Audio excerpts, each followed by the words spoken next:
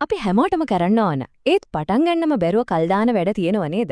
මේක හරිම පොදු ප්‍රශ්නයක්. ඉතින් මේ අරගලය ජය ගන්න පුළුවන් හිතාගන්නත් බරිතරම් සරල ඒත් පුදුම විදිහට බලවත් ක්‍රමයක් ගැන තමයි අද අපි කතා කරන්නේ. ඒ තමයි තත්පර 20 රීතිය. හරි. එහෙනම් මුලින්ම අපි මේ කල් දාන එකේ ඇත්ත කතාව මොකක්ද කියලා බලමු. ඇයි අපි වැඩගත් කියලා දැනත් සමහර දේවල් පටන් ගන්න මෙච්චර අමාරු? මේක නිකම් අපේ හිතේ තියෙන දෙයක්ද? එහෙම නැත්නම් ඊට වඩා ගැඹුරු දෙයක් තියෙනවද? අපි ඒ ගැන ටිකක් හොයලා බලමු. මේක අපි හැමෝම අපේ මහන ප්‍රශ්නයක් නේද? ඇයි මට මේක පටන් ගන්න බැරි කියලා. ගොඩක් වෙලාවට අපි හිතන්නේ ඒක අපේ කම්මැලිකම නිසා කියලා. ඒත් ඇත්තටම හේතුව ඒක නෙවෙයි නම්. ඇත්ත හේතුව අපි නොහිතන විදිහේ විද්‍යාත්මක බාධකයක් නම්. ඇත්තටම මේක කම්මැලිකම නෙවෙයි. ඒක හරියට වැඩක් පටන් ගන්න කලින් පහු කරන්න ඕන පොඩි කන්දක් වගේ දෙයක්. විද්‍යාවේදී මේකට කියනවා සක්‍රියන ශක්තිය කියලා. සරලවම කිව්වොත් යම් වැඩක් පටන් ගන්න අවශ්‍ය වෙන ආරම්භක මානසික තල්ලුව. ඉතින් මේක දුර්වලකමක් නෙවෙයි අපි හැමෝටම මුහුණ දෙන්න වෙන ස්වභාවික බාධකයක්. හොඳයි. එහෙනම් අපි තව ටිකක් ගැඹුරට ගිහින් බලමු මේ කියන සක්‍රියන ශක්තිය කියන නොපෙනෙන බාධකය ගැන. මේක අපේ එදිනදා ජීවිතේ වැඩවලට බලපන්නේ කොහොමද? ඒ වගේම ඒක තේරුම් ගත්තම ඒක පාලනය කරන්න අපිට පුරවම ඉන්නේ කොහොමද? මේක හරියට වාහනයක් ස්ටාර්ට් කරනවා වගේ වැඩක්. යතුරු කරකවලා එන්ජින් එක පන ගන්නවන්න පොඩි ශක්තියක් ඕනනේ. අන්න ඒ වගේ ඕනම වැඩක් පටන් ගන්නත් අපේ මොළයට ආරම්භක ශක්තියක්. එහෙමත් නැත්නම් පොඩි වෙහෙසක් දරන්න වෙනවා. ඉතින් මේ ආරම්භක වෙහෙස වැඩි වෙන්න අපි මේ වැඩේ පටන් ගන්න එක කල් දානවා. ඉතින් මේ සක්‍රියන ශක්තිය කියන්නේ මොනවද? හිතන්න ඒ තමයි ජිම් යන්න ඉඳුම් හොයන්න යන පොඩි වෙලාව.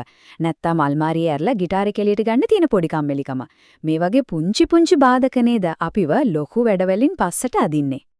හොඳම ආරංචිය තමයි මේ සක්‍රියන ශක්තිය කියන බාධකය අපිට පාලනය කරන්න පුළුවන්. ඒ කියන්නේ අපේ පුරුදු අපේ අතට ගන්න පුළුවන්. ඒකට තියෙන විසඳුම හිතනවට වඩා ගොඩක් සරලයි.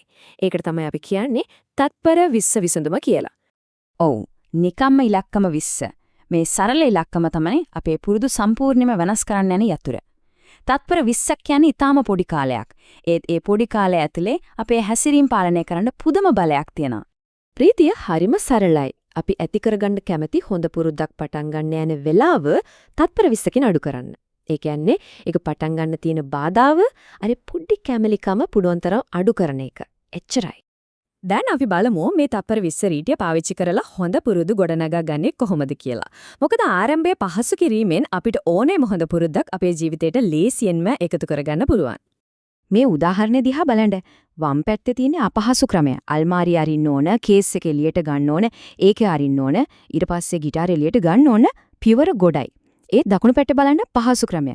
গিitar ස්ටෑන්ඩ් එකේ තියෙන්නේ කරන්න තියෙන්නේ ඒක අතට ගන්න එක විතරයි. තත්පර 20කටත් වඩා අඩු කාලයක් නේද? මේ පොඩි වෙනසෙන් গিitar පුරුදු වෙන්න තියෙන ඉඩ කොච්චර වැඩි වෙනවද? මේක තමයි මුළු කතාවේම සාරාංශය. අපිට අවශ්‍ය පුරුද්ද පටන් ගන්න එක තත්පර 20කින් ලේසි කරන්න. එතකොට ඒක කරන්න අපේ මොළය දෙන උනන්දුව ගොඩක් වැඩි වෙනවා. මේක හරිව සරල ඒත් බලවත් මනෝවිද්‍යාත්මක උපක්‍රමයක්. හරි, බලමු අපේ ජීවිතේට මේක කොහොමද ගලපගන්නේ කියලා. ජිම් යන්න ඕන නම් කලින් දවසේ රෑම බෑග් එක ලෑස්ති කරලා දොර ළඟින් තියන්න. පොතක් කියවන්න ඕන නම් ඒක කොට්ටේ උඩින් තියන්න. සෞඛ්‍ය සම්පන්න කෑම කන්න ඕන නම් ඒ දේවල් ලේසියෙන් පේන අතට ගන්න පුළුවන් තැනක තියන්න. මේ වගේ පොඩි වෙනස්කම් වලින් ලොකු ප්‍රතිඵල ගන්න පුළුවන්. හොඳයි. හොඳ පුරුදු හදාගන්න මේ රීතිය උදව් වෙනවා නම් මේකෙම අනිත් පැත්තත් ඇත්ත වෙන්න ඕනේ නේද? ඒ කියන්නේ නරක පුරුදු නැති කරගන්නත් මේ රීතිය පාවිච්චි කරන්න පුළුවන් වෙන්න ඕන. දැන් අපි බලමු ඒක කරන්නේ කොහොමද කියලා. මේක හරියට එකම කාසිය දෙපැත්ත වගේ තමයි. හොඳ පුරුදු වලට අපි පාර සුමට කරනවා. ඒ කියන්නේ බාධක අඩු කරනවා. ඒත් නරක පුරුදු වලට අපි පාරේ කටු අතුරනවා වගේ බාධක හිතාමතාම වැඩි කරනවා. අදහස එකයි. අපේ වටපිටාව වෙනස් කරලා අපේ හැසිරීම පාලනය කරන එක.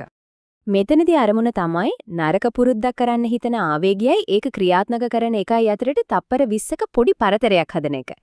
ඒ පොඩි බාධකය නිසා අපිට ආපහු සැරයක් හිතන්න අවස්ථාවක් ලැබෙනවා. බලන්න මේ ප්‍රායෝගික උදාහරණ. ගොඩක් ටීවී බලනවාද? එහෙනම් රිමෝට් එකේ බැටරි ගලවලා වෙන කාමරයක තියලා බලන්න. සෝෂල් මීඩියා වලට ඇබ්බැහි වෙලාද? පාවිච්චි කරලා ඉවර වුණාම ලොගින් වෙන්න. මේ වගේ පොඩි බාධක එකතු කරන එකකින් නරක පුරුදු පටන් ගන්න එක ගොඩක් අපහසු වෙනවා. ඉතින් මේ හැමදේම එකතු කරලා බැලුවම අපිට පේන්නේ මොකක්ද? අද ඉඳන්ම අපේ ජීවිතවලට එකතු කරගන්න පුළුවන් පරිවර්තනය මොකක්ද? මේ තමයි මේ හැම දෙයකම වැදගත්ම පාඩම. ඇත්ත වෙනසක් ඇති කරගන්න ඕන වෙන්නේ ලොකු අදිෂ්ඨාන ශක්තියක් නෙවෙයි. ඕන වෙන්නේ බුද්ධිමත්ව, උපායශීලීව අපේ වටපිටාව සකස් කරගන්න එක. වෙහෙසෙනවට වඩා බුද්ධිමත්ව වැඩ කරන එක. ඒ කියන්නේ අපේ පුරුදු හැඩගස්වන්න අපිට බලය තියෙනවා. ඒ අපේ පරිසරයේ හැඩගස්වීම හරහා. අපි අපේ පුරුදු වලට යටත් වෙන්න ඕන නෑ. අපිට පුළුවන් ඒ වායේ නිර්මාණකරුවන් වෙන්න. ඉතින් අපි මේ විග්‍රහය අවසන් කරන්නේ හිතන්න ප්‍රශ්නයක් ඉතුරු කරලා. Tamanගේ වටපිටාවේ තත්පර 20කින් වෙනස් කරන්න පුළුවන් එක දෙයක් මොකක්ද? ඒ පොඩි වෙනස සමහර විට ජීවිතේ ලොකු වෙනසක ආරම්භය වෙන්න පුළුවන්.